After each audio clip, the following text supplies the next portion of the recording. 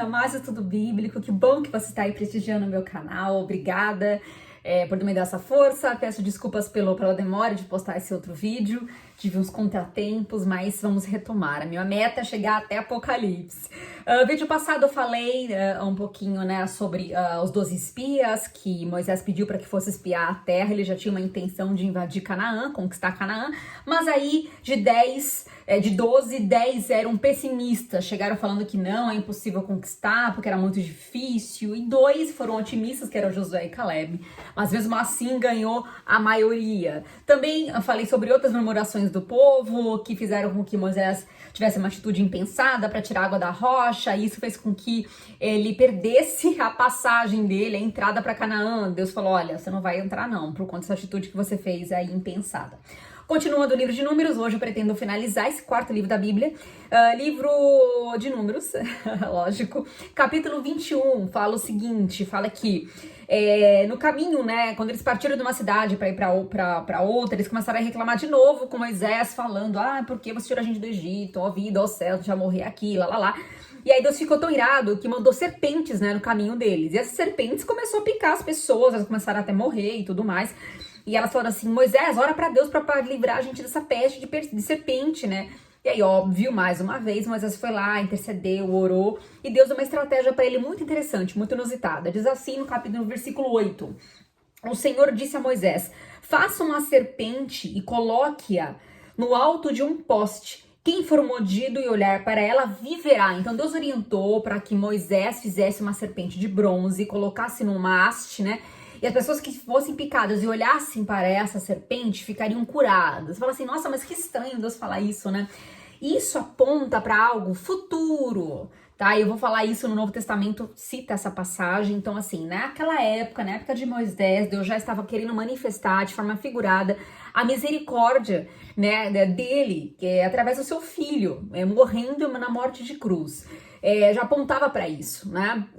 Para a obra salvadora de Cristo. Vamos ler lá no livro de João 3, 14 e 15, que fala o seguinte, vamos lá. Da mesma forma como Moisés levantou a serpente no deserto, assim também é necessário que o Filho do Homem seja levantado, para que todo que nele crer tenha vida eterna. Então, olha só que tremendo, hein? Deus já fez isso com essa intenção, mas como o homem é muito fácil de corromper, a gente sabe disso, existe uma influência, né, maquiavélica que ronda para deturpar aquilo que Deus cria. O que aconteceu? O povo começou a fazer o quê? A criar, a fazer dessa serpente um ídolo, gente, um ídolo. A gente acabou de ler que o propósito não era esse. Mas aí as pessoas começaram a cultuar, os israelitas começaram a cultuar. Tanto é que um arqueólogo chamado Breno Rothenberg, ele encontrou um ídolo em forma de serpente, né, enterrado num santuário de tenda escavado na cidade de Timna, com vestígios, né, de presença do povo midianita.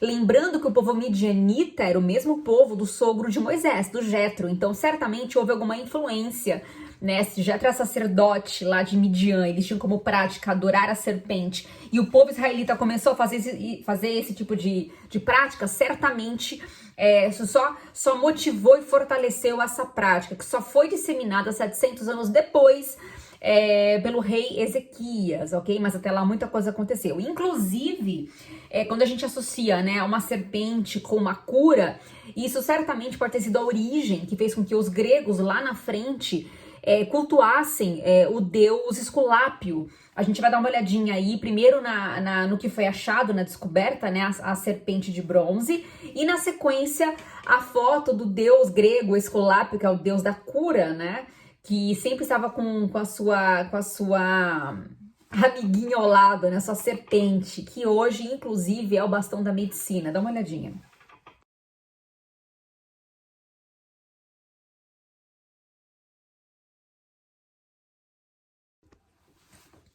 Interessante, né? Olha só que coincidência, ou melhor, Jesuscidência. Nada é por acaso, tudo tem um propósito de acontecer, uma origem. Bom, continuando como nós falamos, então, a primeira empreitada de avançar em Canaã foi frustrada, porque o povo desanimou, não quis, aí Deus pediu para que eles dessem a meia volta, e depois de um tempo eles decidiram retomar, né, essa conquista. Então, o que eles decidiram como segunda estratégia? Avançar para Canaã, mais sentido aos territórios do leste do Jordão. Para isso, eles teriam que atravessar 5 cidades, 5 reinos para poder chegar até Canaã, o que não foi nada fácil. O primeiro foi a região ali de Edom, chegaram na cidade de Edom, pediram permissão para passar, só queriam passar, e aí o rei de Edom falou assim, não, aqui vocês não vão entrar, até porque o povo naquela época era nômade, não tinha um local fixo, né?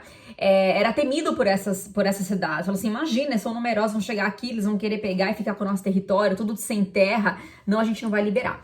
E aí tomaram um não, e aí foram para uma segunda tentativa numa outra cidade. Tentaram entrar então na cidade, no reino dos amorreus. Chegando lá, foi a mesma coisa. Chegaram na região ali da costa do Mar Morto, chegaram nos amorreus, e aí o rei dos amorreus falou assim, não, vocês também não vão entrar. Mesmo os líderes israelitas tentando negociar, dando a palavra de que não, o que eles precisassem comer ou beber, eles iriam pagar, restituir, que eles não iam ficar por lá, só queriam passar para chegar em Canaã, eles tiveram um não. Aí pensaram bem e falaram assim, quer saber? A gente precisa passar, não tem outra alternativa. E aí eles conquistaram, eles realmente foram à força, conquistaram o reino dos amorreus, guerreando mesmo, até porque eles eram muito numerosos, a gente não pode esquecer disso, que eles eram um grande número de pessoas, né? E aí, gente, não teve jeito. Perceberam que eles tinham realmente força. E no terceiro reino, quando chegaram no reino de Bazã, foi a mesma coisa. Sem conversa, já foram com a mão armada, conquistaram a terceira cidade, né? Que eles tinham que passar. E por conta disso, eles ficaram conhecidos como senhores da região da Jordânia, né? Começaram essas conquistas, esses triunfos, né, começaram a ser falados pelas regiões vizinhas, e aí automaticamente o pessoal ficou com medo, falou, meu, esses caras aí, eles vêm com tudo, né, então, e agora o que a gente ia fazer? Quando chegou, quando chegou no reino, vamos lá, no quarto reino, tá? Quando chegou, capítulo 22, no reino de Moabe, gente, presta muita atenção, olha só o que aconteceu. Eles, sabendo da fama dos israelitas, tiveram uma outra estratégia para poder se defender. Olha só o que o que diz aqui, ó, capítulo 22, versículo 4, fala o seguinte: então os moabitas disseram aos líderes de Midian, essa multidão devorará tudo que há ao nosso redor, como boi devora o capim do pasto. Olha só isso. E aí, diante disso, o que eles fizeram, né? Balaque, né, filho de Zippor, rei de Moabe, então Balaque, que era o rei de Moabe, naquela época enviou mensageiros para chamar Balaão, filho de Beor, que estava em Petor, perto de Eufrates, em sua terra natal. A mensagem de Balaque foi, então esse rei aí de Midian falou o seguinte para esse Balaque, que era feiticeiro, era adivinhador, ele é um cara famoso. Dizia assim, ó, um povo que saiu do Egito, cobre a face da terra e se estabeleceu perto de mim. Vem agora lançar-se uma maldição contra ele, pois é forte demais para mim. Talvez então eu tenha condições de derrotá-los, de expulsá-los da terra. Pois sei que aquele que você abençoa, abençoado, e aquele que você amaldiçoa, é amaldiçoado. Olha só isso. Então, veja bem. Naquela época, as palavras de bênção ou maldição, elas tinham muito valor. As pessoas acreditavam piamente nisso. Então o rei de Midian, ele falou, Balaque, ele falou o seguinte, bom, eu tô vendo que eles são numerosos, fiquei sabendo que eles já conquistaram algumas cidades aqui vizinhas, eu não vou querer lutar contra eles não, então eu vou usar a alternativa, eu vou contratar um adivinho, um feiticeiro, né, naquela época ali da região lá de... na região ali, gente, do Eufrates, que eu acabei de falar, que tinha, essas práticas eram muito comuns de feitiçaria, então chamaram esse feiticeiro, Balaão. Então os líderes de Moabe foram atrás de Balaão para poder pedir para ele um auxílio. Olha só, os líderes de Moabe, os midiãs, partiram levando consigo a quantia necessária para pagar os encantamentos mágicos. Então desde aquela época já havia práticas de magia, né? Isso é muito antigo, e eles foram para poder pagar o serviço, né? Agora vamos ler o versículo 9 ao versículo 12, continuando aqui. Aí, quando eles chegaram lá para contar, né, com Balaão, falou, olha, o nosso rei mandou a gente aqui para pedir uma ajuda, que a gente quer que, né, nos livre dos israelitas e lá. Fizeram, né, deram um recado. O Balaão, né, o profeta, ele foi consultar e falou assim, esperem aqui, passa a noite aqui que eu vou consultar a Deus e a Deus vai falar comigo. Tudo bem que ele tinha um jeito meio estranho de falar com Deus, mas querendo ou não, ele tinha um dom, ele era um vidente. Lá no livro de Romanos fala que o dom de Deus E o chamado é irrevogável. Então, quando Deus te dá um dom, ele é seu, ele não tira. Então, o Balaão, ele tinha um dom. Só que o Satanás também usa as pessoas, os dons das pessoas, para deturpar pro lado ruim também, né? A gente não pode esquecer de citar isso, né? Aí no versículo 9, quando ele invocou Deus, aí Deus veio a Balaão e perguntou: quem são esses homens que estão com você? Então, aí ele fala: esses aqui são do reino de Midian, eles vieram aqui, é mandado do rei para pedir que eu amaldiçoasse Israel e tudo mais, né? Israelitas e tudo mais. E aí, vamos ler aqui, ó. Balaão respondeu a Deus: Balaque, filho de Zippor, rei de Moabe, enviou essa mensagem: um povo que saiu do Egito, cobre a face da terra, veio lançar uma maldição contra ele e tudo mais. Mas Deus disse a Balaão: não vá com eles, você não poderá amaldiçoar este povo, porque é povo abençoado. Olha isso, gente. Então, assim, Deus falou o seguinte: não adianta você querer fazer seus feitiços, porque eu já abençoei esse povo, não vai acontecer nada contra eles. Essa passagem, né, ela nos mostra que quando Deus abençoa algo, não adianta alguém fazer oração contrária, fazer macumba, seja lá o que for, que não pega, porque Deus já abençoou. Né? Muitas pessoas confiam, tem muito mais temor, né, vamos dizer assim, numa macumba, numa magia, numa feitiçaria, do que em Deus. Acha que isso pode pegar facilmente. Mas se você tem fé em Deus, você é blindado, nada acontece, porque a vontade de Deus, o poder dele é soberano, olha só isso.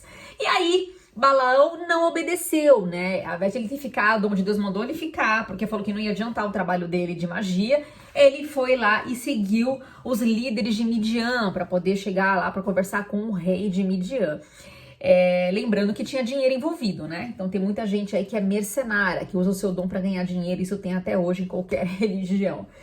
Aí no meio do caminho acontece uma coisa muito interessante. Quando ele estava indo no meio do caminho, o que aconteceu? Ele foi montado numa jumenta. E aí diz que teve um dado momento que Deus colocou um anjo com uma espada desembainhada no meio do caminho. E a jumenta viu, ela simplesmente travou. Aí ele bateu na jumenta, enfim, fala aqui que ele ficou bem nervoso, tentou ir para um outro lado, um lado mais estreito, e aí a jumenta viu de novo esse anjo no meio do caminho, só a jumenta que enxergou, e aí, de novo, ele foi lá e quase matou a jumenta de tanto dar tapa nela. E aí aconteceu um episódio bem interessante, olha só que interessante. Versículo 27 diz assim, ó, cadê? Diz assim: quando a jumenta viu o anjo do Senhor, deitou-se debaixo de Balaão. Acendeu-se a ira de Balaão, que bateu nela com uma vara. Então o Senhor abriu a boca da jumenta. É isso que vocês estão ouvindo. E ela disse a Balaão: o que foi que eu fiz para você bater em mim 3 vezes? Balaão respondeu à jumenta: você me fez de tolo. Quem dera eu tivesse uma espada na mão, eu mataria agora mesmo. Mas a jumenta disse a Balaão: não sou sua jumenta que você sempre montou até o dia de hoje? Tenho o costume de fazer isso com você? Não, disse ele.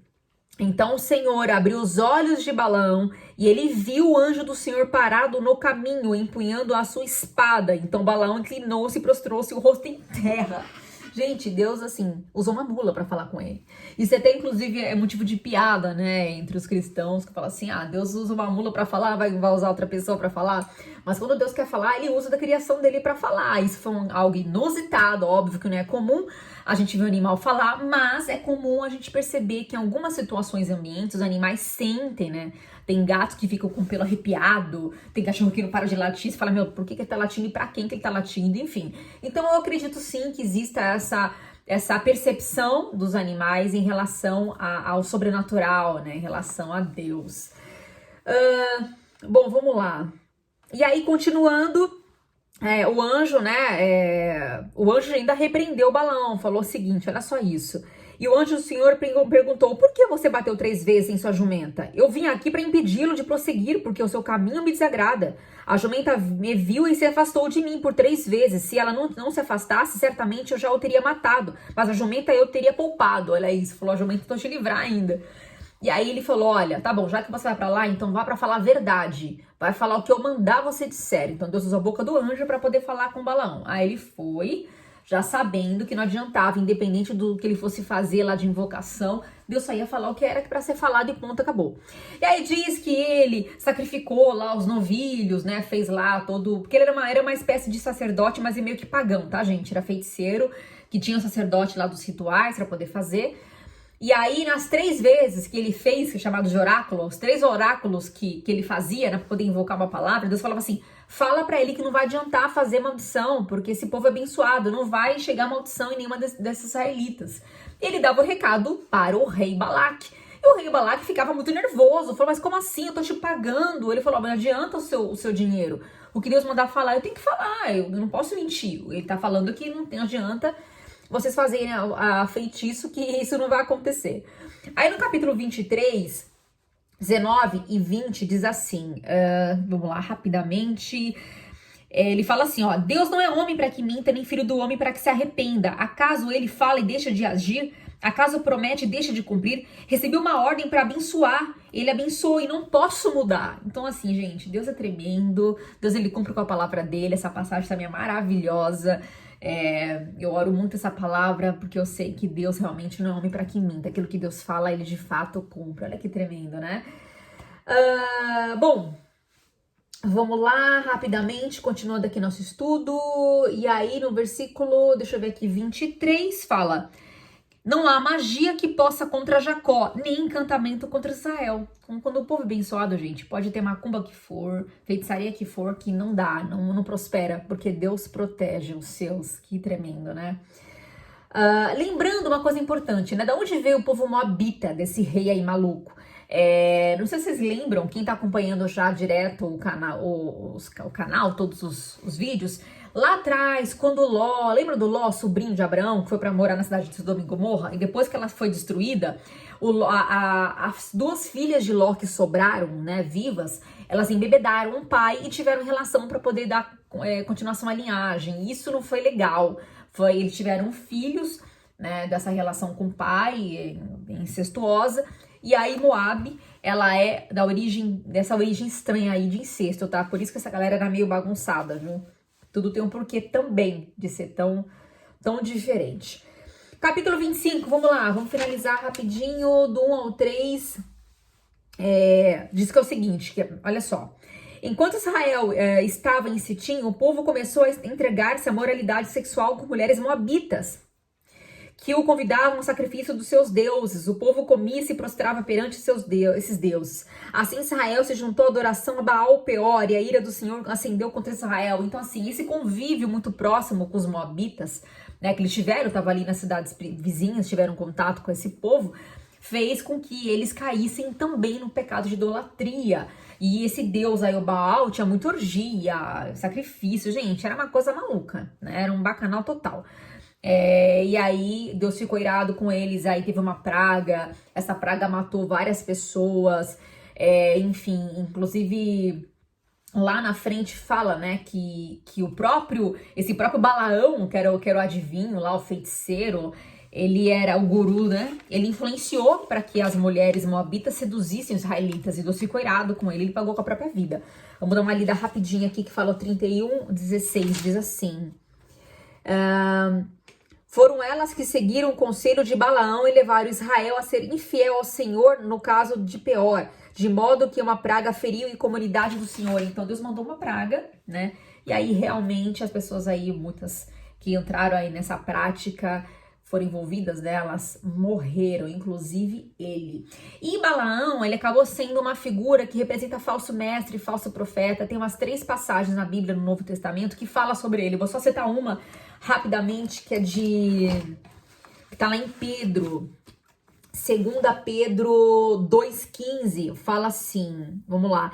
Eles abandonaram o caminho reto e se desviaram, seguindo o caminho de Balaão, filho de Beor, que amou o salário da injustiça, mas que sua transgressão foi repreendida por uma jumenta, um animal mudo, que falou com voz humana e refreou a insensatez do profeta. Então aqui tá falando, lá no Novo Testamento, lá na frente, sobre a insensatez de Balaão, que ele foi um profeta, né, um guru corrupto, que pagou com a própria vida dele, e falou, inclusive, retificando aqui, né, testificando, melhor dizendo, sobre a jumenta, que então foi repreendido por uma jumenta, gente. Então, assim, demais, né? A Bíblia, ela se completa, ela se confirma, enfim. Depois dessa praga, muitas pessoas morreram, eles fizeram um segundo recenseamento para a contagem do povo.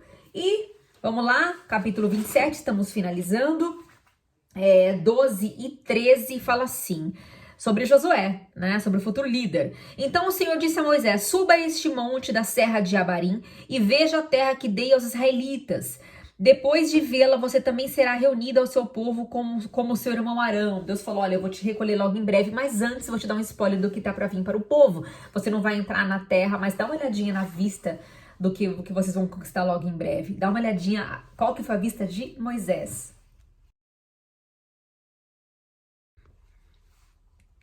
Lindo, né? Olha só. E aí Moisés, com um grande líder, um grande paizão, olha o que ele se preocupa, olha o que ele fala para Deus. Moisés disse ao Senhor, que o Senhor, o Deus de todo, que todos dá a vida, designe um homem como líder dessa comunidade, para conduzi-los em suas batalhas, para que a comunidade do Senhor não seja como ovelha sem pastor. Olha a preocupação dele, né? Idade que ele tinha avançada. Então o Senhor disse a Moisés, chama Josué, filho de Num, homem que está o Espírito, e impõe as mãos sobre ele. Faça apresentar-se ao sacerdote, enfim, para que toda a comunidade possa reconhecer ele como a próxima autoridade. Então olha só que tremendo, nesse momento Deus fala que vai passar o bastão para Josué, que foi sempre o servo de Moisés, um grande homem, dos poucos otimistas espias que vieram de Canaã. Que lindo, né? Como é maravilhoso. E antes de finalizar, gente, como nada é fácil, nada é por acaso nessa vida, tá pensando o quê? Que Moisés, que foi um dos maiores líderes, ia acabar a fase aposentado? Não. Antes dele morrer, ele teve que liderar ainda uma outra batalha. No capítulo 31, fala sobre isso, né? Que ele teve que lutar. O Senhor disse a Moisés, vingue-se dos midianitas pelo que fizeram os israelitas, depois disso você será reunido aos seus antepassados. Então, antes de você morrer, você vai ter que trabalhar mais um pouquinho, guerrear mais um pouco. Gente, finalizamos o livro de Números, muito bacana, falei muito rápido, mas se eu falar muito mais detalhado, vai demorar muito. E no próximo vídeo vai ser um vídeo especial, vou trazer alguns números aí, resumindo sobre os feitos de Moisés, sobre o Pentateuco, pra gente poder partir para o livro depois de Josué. Mas antes, vamos falar um pouquinho de Deuteronômio, tá bom? Um abraço e até lá, nos vemos lá, um abraço.